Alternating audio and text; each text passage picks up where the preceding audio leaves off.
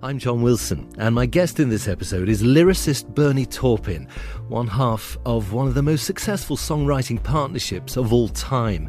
For more than 50 years, Taupin has written the lyrics for Elton John songs, and together they've sold more than 300 million albums globally.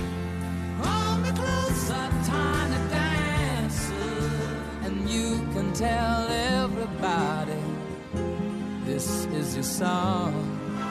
So goodbye, yellow brick road. Don't let the sun go down on me. And I think it's gonna be a long time. Brings me round again to find. Born in Lincolnshire, Bernie Taupin has lived in the States since the mid-1970s, and he became an American citizen in 1990. With the publication of a memoir called Scattershot, he made a rare visit to the UK to look back at his life in lyrics. Bernie Taupin, welcome to This Cultural Life. Thank you very much. Nice to be here. You were born in 1950, born and raised in rural Lincolnshire, where your father worked, I believe, as a farm manager. What are your earliest memories of home life growing up? The house that I was born in was very isolated, because people say, sort of, where were you born in Lincolnshire? And there's really not a town to reference, because I was literally born in the middle of nowhere. My father was working as a stockman for a local agricultural company, and for some unknown reason, they put us in this very grand sort of manor house. So we went from this very dilapidated sort of rural farmhouse into this quite grand, it was called Rowston Manor, and it was in a village called Rowston. So I don't know how we ended up in there, but that was when I really started to develop an interest in the arts as in general, because my mother's father used to come and visit us, and between my mother and my grandfather, I really started to get into narrative poetry, because my grandfather would recite it to me. I remember, when you're talking about earliest memories, one of them was, I remember sitting on my grandfather's knee and him reciting Macaulay's Lays of Ancient Rome, especially Horatius. I think even before I was 10 years old, I could recite most of it. I still remember passages of it, but... Go on, give it a try. Okay. Las Posina of Clausunium, by the 9 gods he swore that the great house of Tarquin should suffer wrong no more. By the 9 gods he swore it, and he named the trysting day, and he bade his messengers ride forth east, west, and north to summon his array. And then there's upspake brave Horatius, the captain of the gate, to every man upon this earth death comes soon or late. And how may a man die better than facing fearful odds by the ashes of his fathers and the temples of his gods? And those are the only 2 bits that I remember. That's not bad. It's not bad, is it? But it's interesting. Those were the things that really instilled my imagination. And then there were things like Alfred Noyes, The Highwayman, Walter Scott's Lochinvar. But this is narrative poetry, as you say. It's storytelling, isn't that interesting? Well, it was storytelling, and that's what I loved. It was very hard trying to get any friends that I made to get to incorporate in my games, because they hadn't got a clue what I was talking about. Your games, you were acting out the poems? I was acting out things like that. Yeah, I'd be riding around being Lochinvar, wielding my sword, and there was, when we moved later on to a village called Omby by Spittle in Lincolnshire, in our back field there was this little 6-foot bridge that stretched over a stream, and that's where I'd act out my Horatius. I would be defending the bridge. That's performance. What about writing it down? When did you start writing songs or lyrics? Oh, well, that didn't come till much later on. There was no writing at a young age then? No, not really.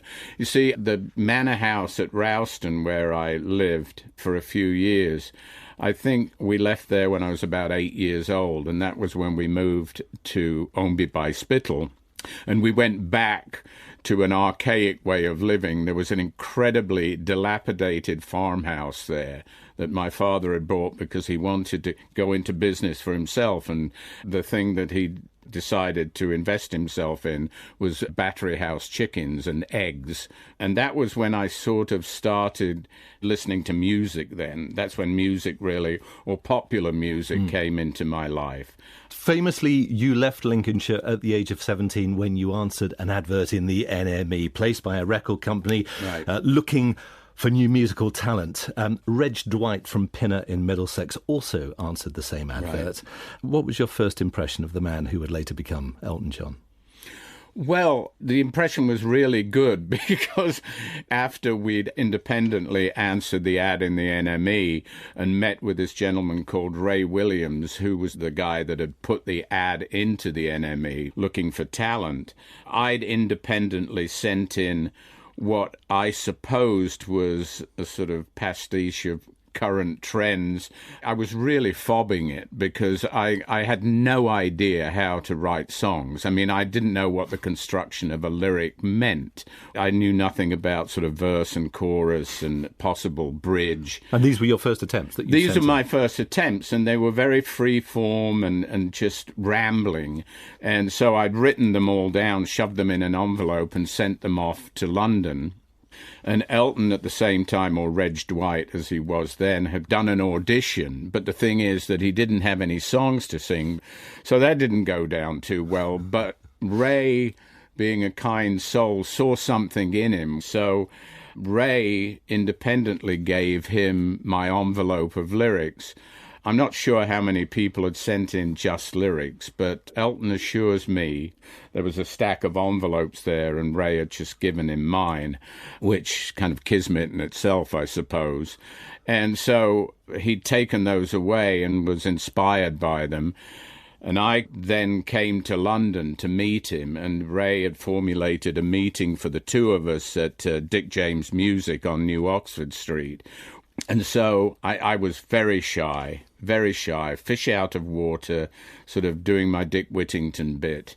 And I sort of came into the studio, and there were a lot of very, very elegant Byron-esque kind of characters in there.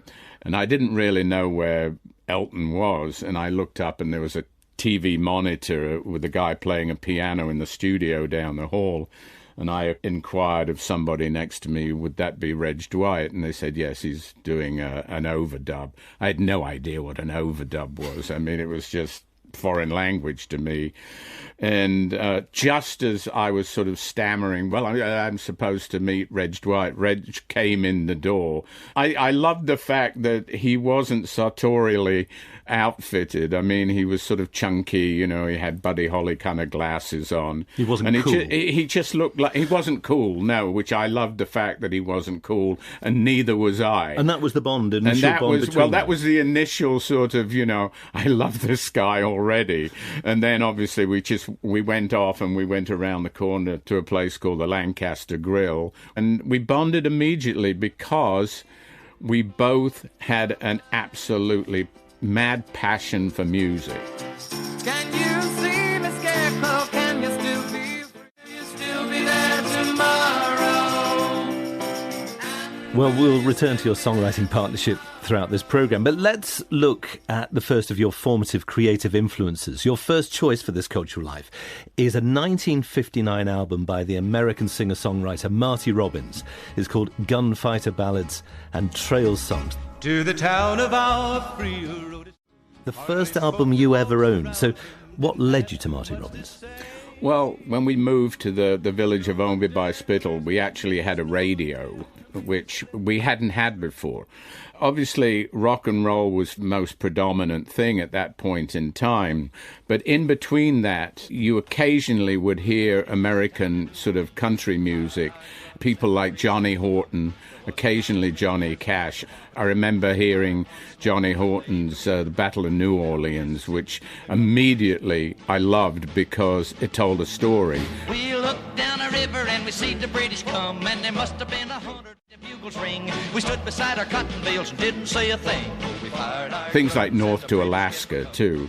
They were like narrative poetry, but they were set to music, and that really instinctively pricked my ears up. But then I heard this song called El Paso by Marty Robbins. Out in the West Texas town of El Paso, I found a Mexican girl. By then, I was wanting to write stories, and that really sparked my imagination, and it was the first record that I ever bought.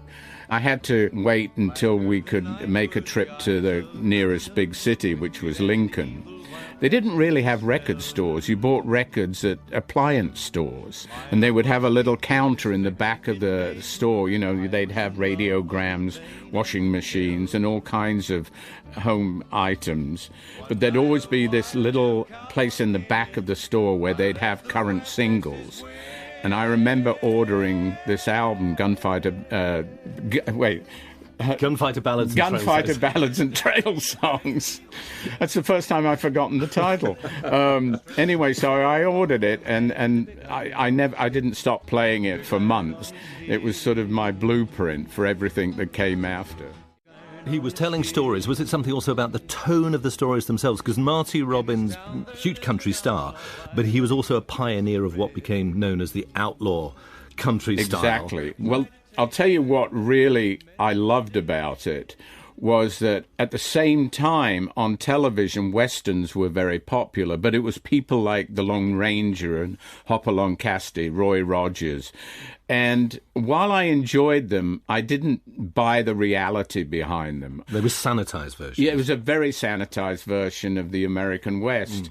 And what happened with Marty Robbins' songs, they sounded realistic. They sounded like they came from the real West. You could sort of taste the dust in your mouth.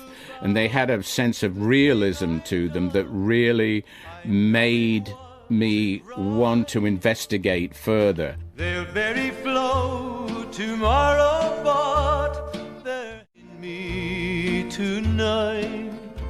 So when you heard Marty Robbins and then some of those other outlaw country stars, did that prompt you to start writing your own lyrics? It prompted me to take an interest, a real interest in the American West, but it really remained in my background because when I ultimately went to London, I couldn't write songs like that because they weren't in the popular canon of the time.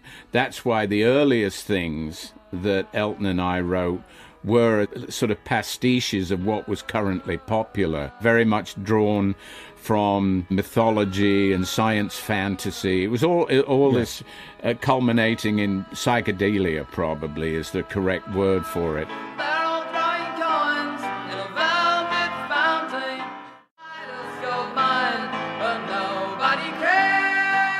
So anything country-based and had a storyline to it with a Western theme was very not currently in favour. So thematically, stylistically, the songwriting changed, but right from the outset, the division of labour was there. Elton did the music, you provided the words. Right. But right. Are you musical? Do you play anything? Well, I didn't back then. I was completely non-musical. I didn't know how studios operated. I was a complete fish out of water. Over time, obviously, I became more aware of how things worked, to the point where, yes, when I was writing, I would play chords on a guitar, which I still do to this day. When you were writing for Elton? Right, yeah, so but that happened much, much later on. Sure, but when you're writing those words then, and you're playing a guitar at the same time, does that mean the song existed with a melody? Not really. I mean, I suppose in a way I've got a melodic sense of it in my head. And I am singing it to myself, but it's more to give a rhythmic feel to the lyric. This happened much, much later on. In the early days, I just sat there and wrote. It was just words on a page. Words on a page or at a typewriter. But the songs that you've written with Elton always started first and foremost with the words. That's always been the case. And Elton then sets those words to melodies. Has it ever happened the other way around? The only thing I can ever recall of that nature was a song called Sorry Seems to Be the Hardest Word. We were both living in California at the time, and I visited him one day, and he was sitting at the piano in the house, which is very unusual because he hates playing the piano in the house. And he just had this kind of idea of an opening section. And I remember standing at the piano with him, and I thought, well, this is kind of unusual because we're actually at the piano together. That's how the characteristic songwriters always used to work, you know, the lyricist leaning on the piano with a cigarette and the tie's loose and going, hey, try this there, and how's this? But it's something you'd never done. We'd never, ever done that. We were both completely, as we termed it later on, two rooms at the end of the world. So, he just played this riff. And I came up with the I said, it just came into my head. Sorry seems to be the hardest word. But that was about as much of it that happened at that particular point. I went away and finished off a lyric, brought it back, and it probably changed radically. And it started with that phrase, I presume, then? With that phrase, because of the cadence of the melody. Right, exactly. Why can't we talk it over? The hardest word. And that's what happens when I'm creating a lyric. I sit with a guitar, but it's a bit like Linus's blanket, in Snoopy. It's just a comfort zone. I've used the same guitar for probably 30 years. And there's never been a time when you've said to Elton, look, I've got these words, but I've also got this set of chords. No, I wouldn't do that. I've occasionally, if he's had trouble with a line and can't understand the cadence of it, I will maybe just say, well, it goes like this, and I'll probably sing it to him. But outside of that, no, I that would be stepping on his toes, and he doesn't do that to me, and I don't do that to him, and that's the way it's worked. And if it ain't broke, don't fix it. That's the mechanics of songwriting. What about the subject? I mean, so many of your songs, you're known for your narrative songs. They're about fictional characters and stories. How many of them throughout the catalogue are written about Elton himself? Well, I like to think it's 50-50. I like to figure out what his point of view is on certain things. And occasionally, he's asked me to maybe incorporate something about a particular subject matter. I like to throw a bit of everything into a particular lyric and throw in a curveball. But for instance, a song like I'm Still Standing, which was originally written sort of as a kiss-off to a former girlfriend, but everybody thinks of it as an anthemic song about Elton's return to form after being in rehab. And I would like to think that that's the way it should be thought of, because history changes and the kiss-off is no longer a kiss-off. The particular person that song was written about is now a very good friend of mine. She got a very good song out of it, but I much prefer to think that he's singing about himself. Don't you know I'm still standing, feeling like a little kid. That's the beauty of songs, that they are Well, open to interpretation. Is it ever Absolutely. frustrating? And I think of one which people have often associated with a really dark time in Elton's life, Somebody Saved My Life Tonight,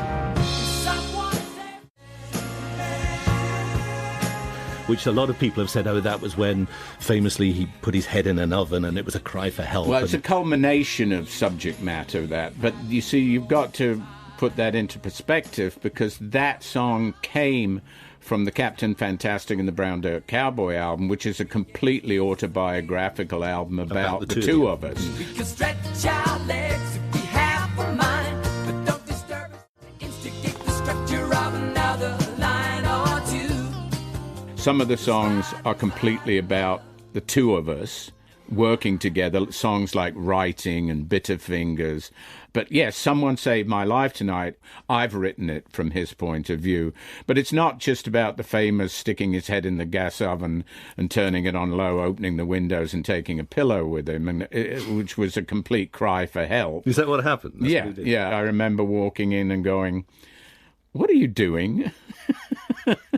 And then his fiancée walked in, just rolled her eyes and walked out. So, yeah, it was pretty much pantomime. But at the same time, that song's not just about that particular farce, I'll say. The Someone Who Saved My Life Tonight is actually Long John Baldry, who Elton, up to a point, was playing keyboards for. And, John was a famously gay man and was larger than life. And we went out with him at this particular point one night, and he literally said, what are you doing? You can't get married. You're a gay man. And Elton was like, I am? And he goes, yes, you are. And he goes, oh, I suppose I am. And Did you know he was gay? Oh, yes, absolutely. Had he talked about it with you? Well, he made a pass at me originally, and it was kind of comical. And when you first met? We got that out of the way immediately. How did he make a pass at you? Oh, he just put his hand on my leg. But I kind of laughed it off, and it was like nothing. It was just, okay, we got that out of the way. That's good. We set the tone for the relationship. But I think it was also, he was very sort of conflicted at the time. I mean, because of his background and being very dominated by his father, I mean, this is the guy who wouldn't let him wear hush puppies. I think that's why he became so flamboyant later on, was because it was a blowback at being repressed as a child. But anyway, so we went out with Baldry. We got paralytically drunk.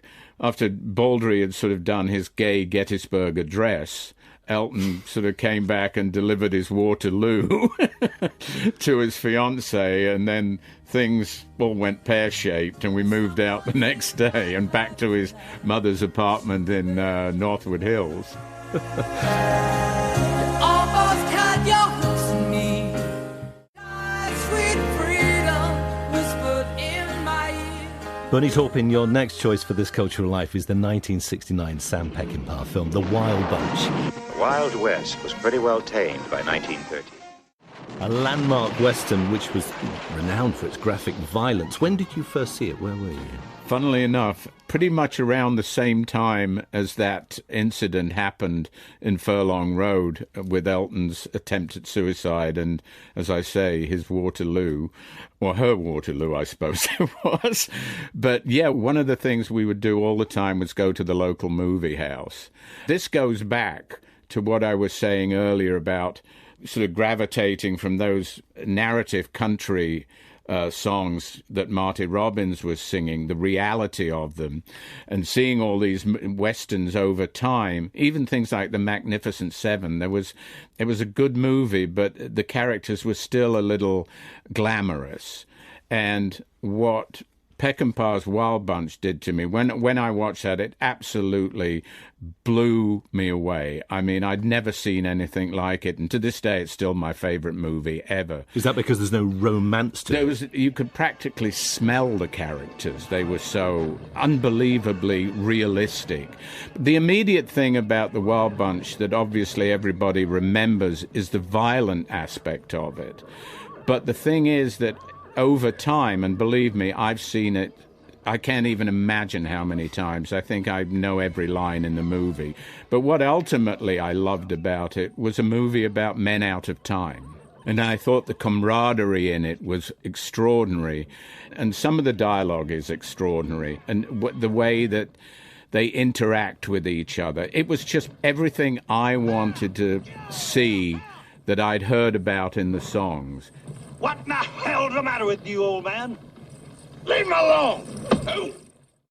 The Wild Bunch came out in 1969. The following year came the third Elton John album, Tumbleweed Connection. Here we have a copy of the album on the desk in front of us, full of cowboys, outlaws and pioneers. Right. So is this album very much informed by the Wild Bunch, do you think? It's the Wild Bunch.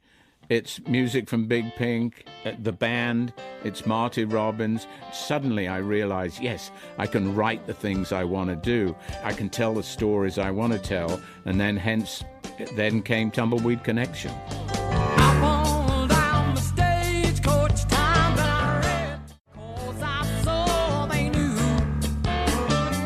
This album was written and recorded before we ever went to the States. So there was no inspiration from actually being there. That came along later on with Madman Across the Water.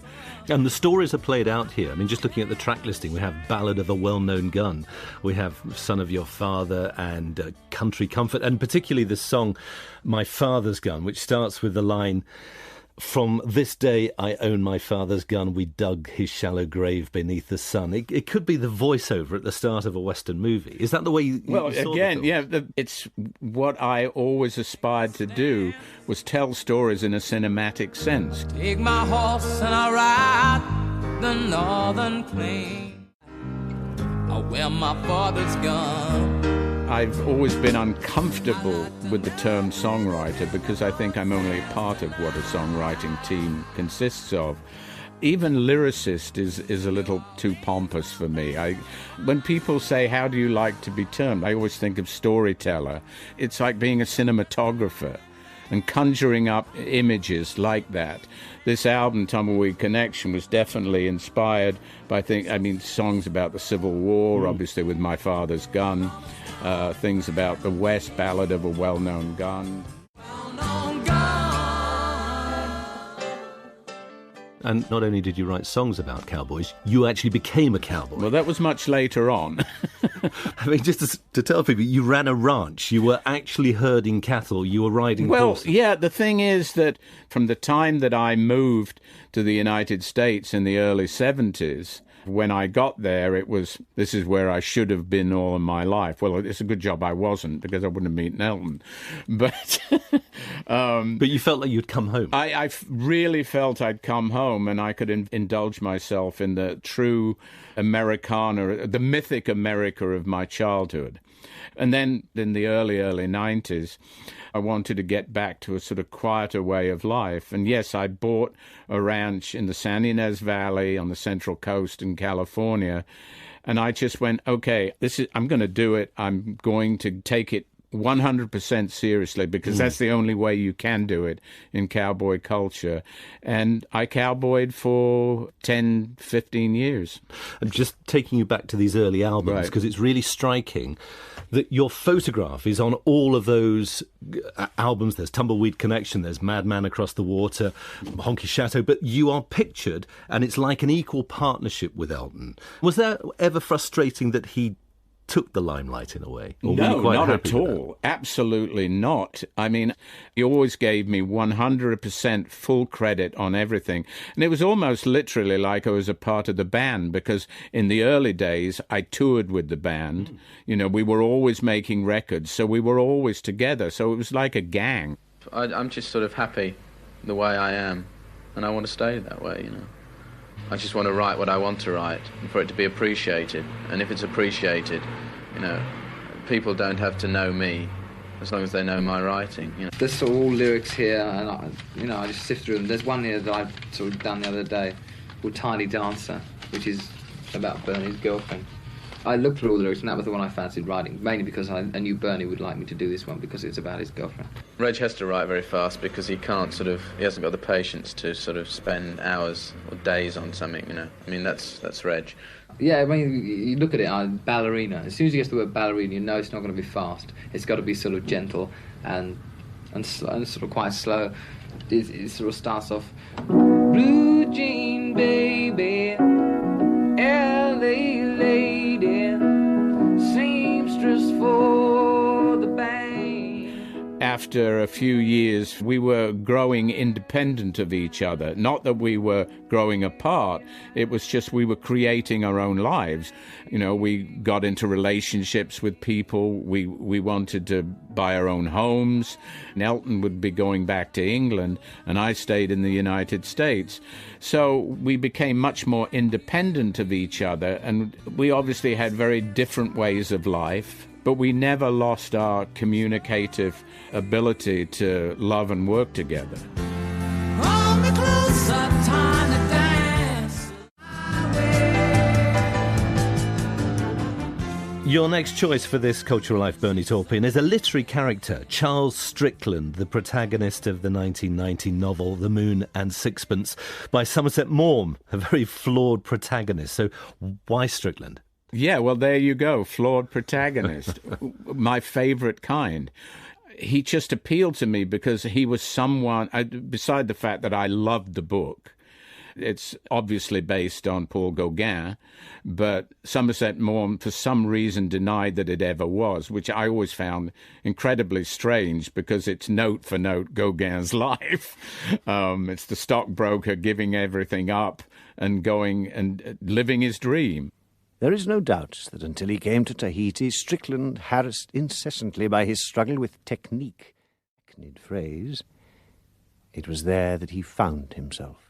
So the theme is sacrificing everything for art. Exactly, which is why I loved him. You know, I loved that character. He was completely flawed.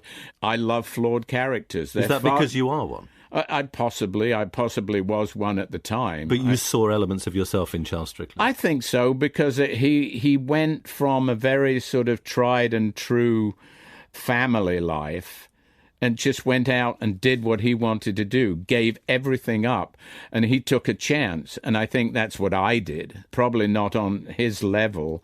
When did you first read the book? In the early 70s. There was a point in time when I sort of ran myself like a chainsaw through all of the books that I didn't read as a child. I mean, I was obsessed with Graham Greene. Just every one of them has somebody who is irredeemable but is magnificent at the same time. And those, again, were all part of the storytelling synopsis that comes out of my lyrics. The people who pursue a dream, you say there have been aspects of your own life reflected in those themes. What have been the costs, you think, of being one half of the most successful songwriting partnership of all time? If there is a cost, I've enjoyed every moment of it. You know, I mean, there's downsides to life. Everybody's rough patches, you know, whether it be alcohol, drugs, flawed relationships. I mean, those all come with the territory. It's nothing terribly original. I've had all of those flaws in my life, but I wouldn't take any of them back for a second, because you draw experience from everything. Did The Moon and the Sixpence influence any particular lyrics? Not in the way that some literature did. I mean, later on, a song like Rocket Man, for instance, was influenced by Ray Bradbury's story, The Rocket Man in Illustrated Man, because I loved the concept of astronauts becoming like long-distance truck drivers. It's just my job 5 days a week. So, yes, literature has often inspired me. Sometimes it's just the title of a book. Candle in the Wind comes from Alexander Solzhenitsyn's book Candle in the Wind, you know, a book about the gulags under Stalin. I just thought the title was fantastic. I mean, it's such a great metaphor for a life snuffed out young. Goodbye, Norma Jean. No, I never knew those around you crawled. So you start with Solzhenitsyn, then where'd you go with that title? What was the genesis of that song? Well, how did you then arrive at there were two things Marilyn Monroe? There were two things that went hand in hand. I'd seen the title and I thought, this is a great title for somebody who died young and was sort of fragile. And at the same time, I'd seen John Huston's The Misfits with Clark Gable, Montgomery Clift, and Marilyn Monroe. I don't place you floating around here like this. You belong to Gay? My original idea was Montgomery Clift, because his character really appealed to me because he was a cowboy. I didn't like Marilyn Monroe's character because she kind of whinged and whined the whole movie, and I found it just completely annoying. But then, possibly at the time, not too many people, or certainly our fan base, might know who Montgomery Clift was. So I sort of did a complete turnaround and thought, well, maybe Marilyn Monroe's a good idea, because she probably fits the bill better, because the fragile, the candle in the wind, good metaphor. But interesting that you'd had no real innate sympathy for Marilyn Monroe. No, and either as a which character is funny, on screen. because obviously, because I wrote the song, everybody imagined that I was a rabid fan, hence the fact that people would send me memorabilia to the point where I think my house looked like Joe DiMaggio's basement. I mean, people would send me movie posters, lobby cards. Elton, in fact, bought me a dress form in a huge lucite box, the dress form that her dress that she sang Happy Birthday to JFK. Yes. You know, it's like a styrofoam big kind of thing that they pin the dress to. And it was in this huge lucite box with flashing bulbs all around it that sat in the hallway of my house on Doheny in Los Angeles for years. Then somebody else bought me a pair of her shoes. I had so much stuff, to the point where I convinced myself I actually was a fan and started buying stuff myself. Goodbye, England's rose. There are two versions of that song, of course, both featuring tragic characters. How did you feel about rewriting it for the funeral of Diana? I did that completely because Elton asked me to do it. I never met her, I never knew her. I saw her as a vulnerable character, obviously, but Elton was very close to her, and it was a tragedy, of course. We talked about possibly writing a completely original song, but I don't think time allowed us to do that. So I don't know who it was that suggested, maybe just rewriting or reworking Candle in the Wind. And it wasn't hard to do. I mean, I think I probably did it in half an hour.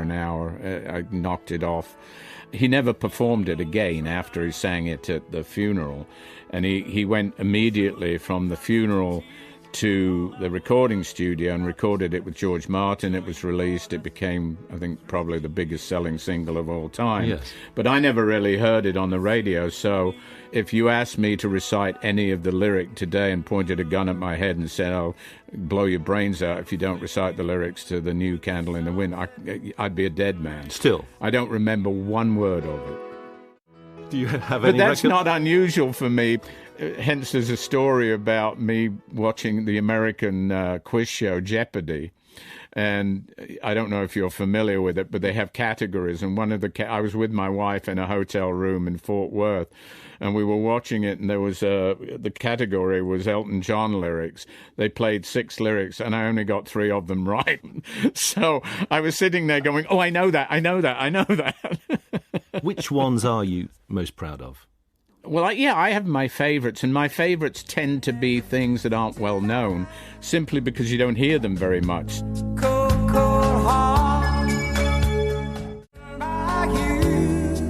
One of them is Sacrifice, which I really love that song. I think of that song as the bookend to your song. It's the same guy it is the same guy, but it's the character that wrote your song, the naive individual. It's that guy probably 30 years later who's been through the ringer and sees all of those things that you saw in your song from a different point of view, because you've been through the relationships, you've been through the heartache. That guy that wrote your song hadn't been there yet. My gift is my song. And interestingly, your song is a song about writing a song. Exactly. There's almost like there's pregnant pauses in there, because I think that's the way I was when I wrote it. I wasn't sure what I wanted to say, and that came across in the lyric. Now that Elton John has retired from the live stage to spend more time with his children, is that the end of the songwriting partnership too? No, absolutely not. And that's the thing that I sort of categorically and emphatically want people to realize. I mean, he's just not going to tour anymore. It doesn't even mean he won't ever play again. What he's not going to do is go on the road on that hamster wheel of touring and travel around the world. We haven't retired from recording, and we've got plans to go in the studio pretty soon. Have you got songs then ready to go? I've been working on material. Yeah, absolutely. And have you sent those lyrics to him? Not yet. No, he doesn't like that. He likes to be surprised.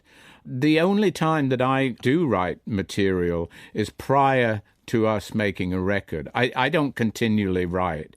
There's so many other things that I love to do, and writing songs now is just a very, very small part of that. A very small part? Yeah, because I don't do it every day. I mean, there are professional songwriters who go into their office every day. I'm not a professional songwriter. I'm just, is it the third man that the character says, I'm just a hack writer who falls in love with girls and drinks too much? Well, I don't drink too much, and I don't fall in love with girls anymore. I've been married for 20 years, but I think at one point in time, it's like the flawed character that we talked about. Maybe that's what I was at one point in time. You've done pretty well for a hack writer. Bernie Taupin, thank you so much for sharing your cultural life. Thank you very much. I appreciate it.